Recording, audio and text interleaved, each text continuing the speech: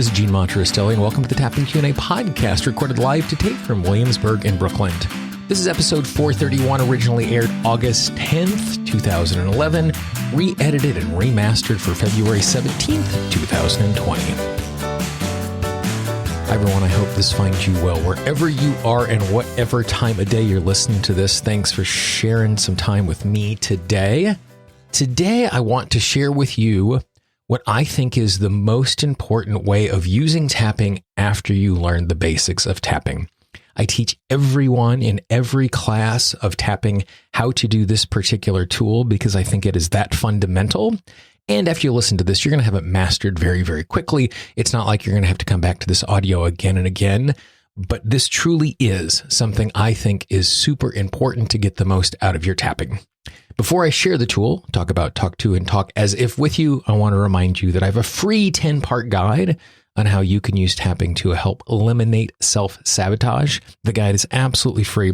There are audios, there's videos, there's instruction, there's tapping scripts. All of it is absolutely free. All you need to do is go to tappingqa.com, click on the big blue button. If you happen to be listening to this right now in the website, in the right-hand corner, up in the top, you will see a blue button where you can get that free 10-part guide. Or if you're in the website, if you go up in that right-hand corner, you'll see a big blue button. Just click on the big blue button and you will receive the free 10-part guide. So without any further ado, here is Talk About, Talk To, and Talk As If.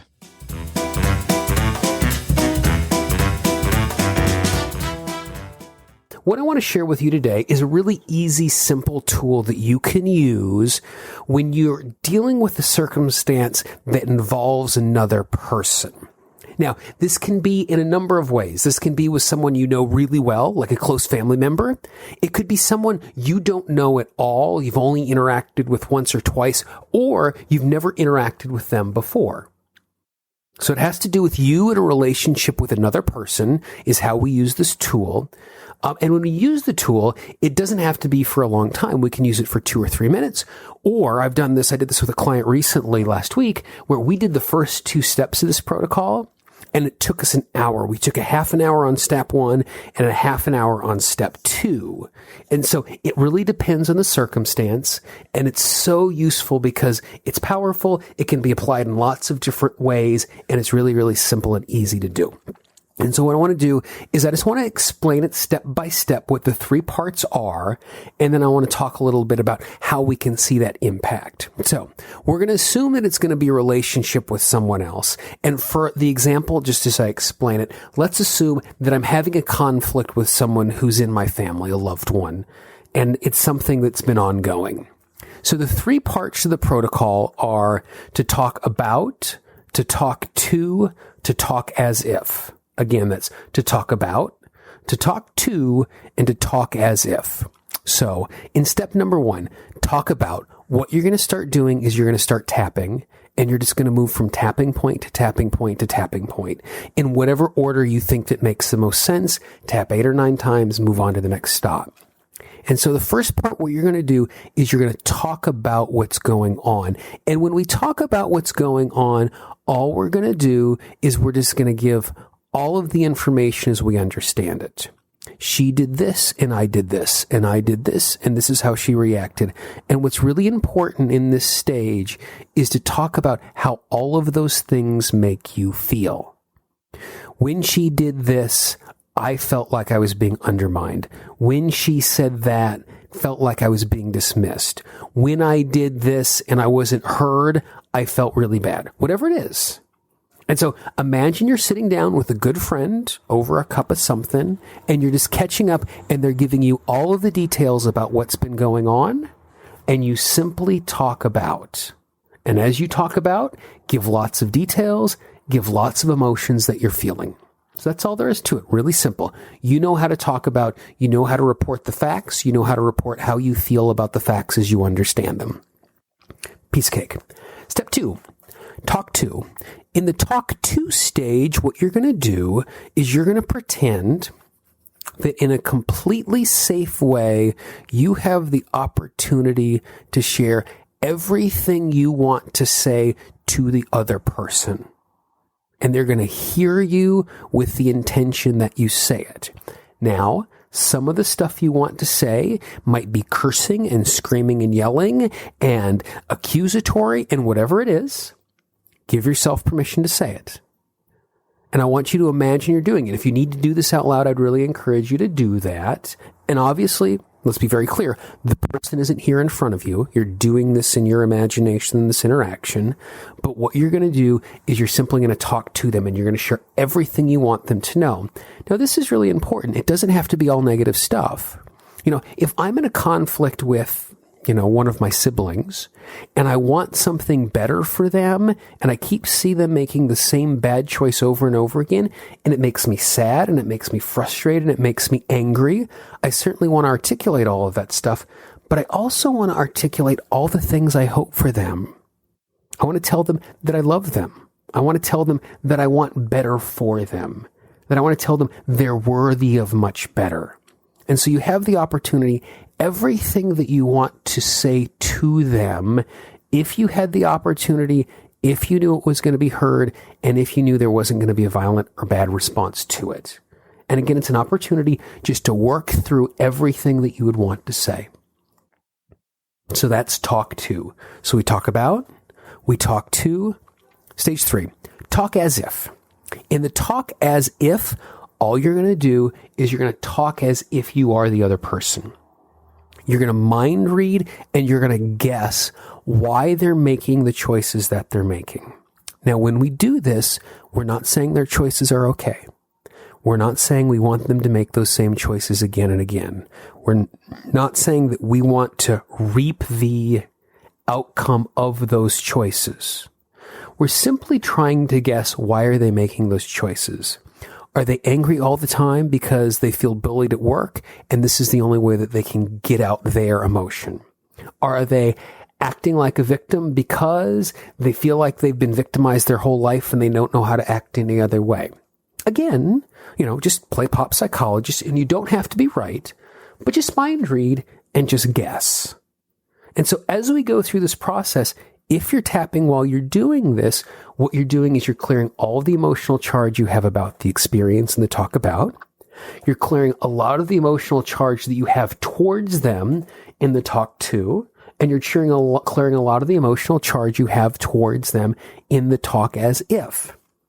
And what this is going to do is this is going to transform you. Now, the outcomes that you get might make it look like you've transformed them, but in reality, all you're doing is transforming yourself. And this becomes really important. Every relationship we have is a co-creation. You produce one half, I produce one half. And there's a give and take inside of that. Now, if I transform myself, if I transform my side, then by necessity, it's going to change the relationship. Because half of what's contributing to that relationship changes. Now, this is really interesting because sometimes we change and we evolve, but then we go back and we're around our siblings and all of a sudden we act like we're 12 and we're 14 again and we fall back into those old patterns. But even though we've changed in other places, in the context of the relationship, we always act the exact same way. And we seem to be having the exact same conversations, the exact same dramas around the Thanksgiving table because we fall back into those patterns. So if I change myself, I by necessity have to change the nature of all of the relationships, which gives the other person the opportunity to make new choices. Now, I can't force them to make new choices, and I can't name what those new choices are, but I'm giving them space to do just that. I do a lot of work in youth ministry, and young people all the time talk about youth group as the only place I can be myself. I love youth group because it's the only place I can really be myself. And it's really interesting because what they're saying is school's hard because there are all of these cliques and it's really hard for me to fit into the cliques. And home is hard because my family's nuts and I just don't fit in with them. And so what's happened is the adults who are managing the youth group have created a loving environment which makes them feel safe so they can articulate their true feelings and wrestle with who they truly are. And so what's happened is the choices that the adults have made have created a space for the kids to make new and different choices. They've opened that space up. And so when we tap in this fashion about to and as if, what we're doing is we're transforming ourselves, which is opening up a new space, which is allowing the people in our lives to make new choices. Now, what those new choices are is going to be up to them, but because we're coming in cleaner, we're not escalating. When two people are stepping towards each other and knowing there's a confrontation coming, they're going to walk in there with their dukes up. And one person gets mad, which makes the other person madder, which makes the first person madder, which makes the second person madder. And it escalates and it escalates and it escalates. But if one person is walking in really mad and the other person's walking in clear and calm, there's less opportunity for that escalation to happen. If someone walks up to me and they're really angry and I go to them, you know what? You're absolutely right. I can see how you would be really angry at this. I would be really angry too. You can just watch them deflate right in front of you. You can watch them let go of so much of that anger because there's nothing pushing back. And so when we get ourselves clearer, we're giving ourselves the opportunity to walk into that relationship and do it in a way that's cleaner. And because we're clearer and we're more centered, we're going to make better choices, which is going to give them the opportunity to not misconstrue what's going on. And it's going to give them the opportunity to make better choices as well. And it's going to work out in a really positive way. And again, this can be for something as small as I have to go into the DMV tomorrow and this is going to be a pain in the butt. And so I'm just going to talk to, and talk as if the person who works at the DMV, Department of Motor Vehicles. I'm going to talk about how much it sucks to be stuck in a line and to have no control.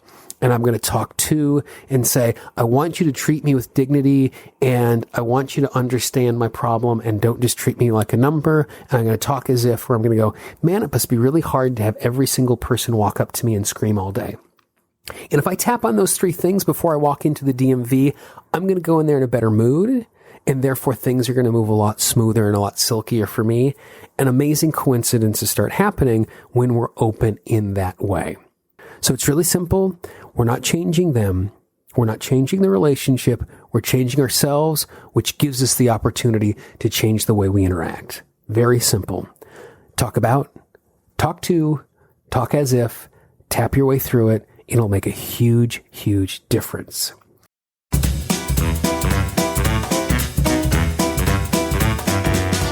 So I hope you can see all of the different applications for this very, very simple tool. You can use it daily for your kids, and each day you tap for a different kid. You can use it in a way where you're tapping for a relationship in your life, and today you do talk about, tomorrow you do talk to, the third day you do talk as if. You can sit down and spend a huge amount of time on one relationship that's carrying burdens. It's super flexible, and like I said, it is the first thing I teach people after I teach them the basics of tapping. I think it is that important. If you know someone in your life who could use a tool like this, please be our ambassador, pass it along. Don't spam your inbox and send it to everybody in the world, but I would really encourage you to pass it along in that way, because the easiest and most common way people find a new resource is from the recommendation of a friend. If you haven't done so already, I'd encourage you to subscribe to the Tapping Q&A podcast. Subscribe in podcasting parlance is always free. You can find the show everywhere you find audio online. Apple Podcasts, Google Podcasts, Pandora, Spotify. Some places call it subscribe. Some places call it follow. It's all the same thing. But what's important is making sure that you have clicked that button so you get the new episode right when they come out and you're not missing any of this great free content. If you have a question or a comment, I can always be reached, Gene, Gene, at tappingqa.com. Or you can click that contact link up in the menu bar on the website. Or if you're in our free Tapping Q&A app, which is available for both Android and Apple devices, click on that contact link. If you haven't downloaded the app yet, I'd encourage you to do so, because in addition to having the entire podcast archive there, there's also lots of tapping scripts, so you can just go and tap along to the script without having to hit play. For the Tapping Q&A podcast, this is Gene Montrestelli. I hope you have a great day, and I will talk to you real soon. Bye-bye. The Tapping Q&A podcast is copyright Gene Montrestelli Tapping Q&A. All views expressed by guests are those of the guests and not necessarily of Gene Montrestelli and Tapping Q&A.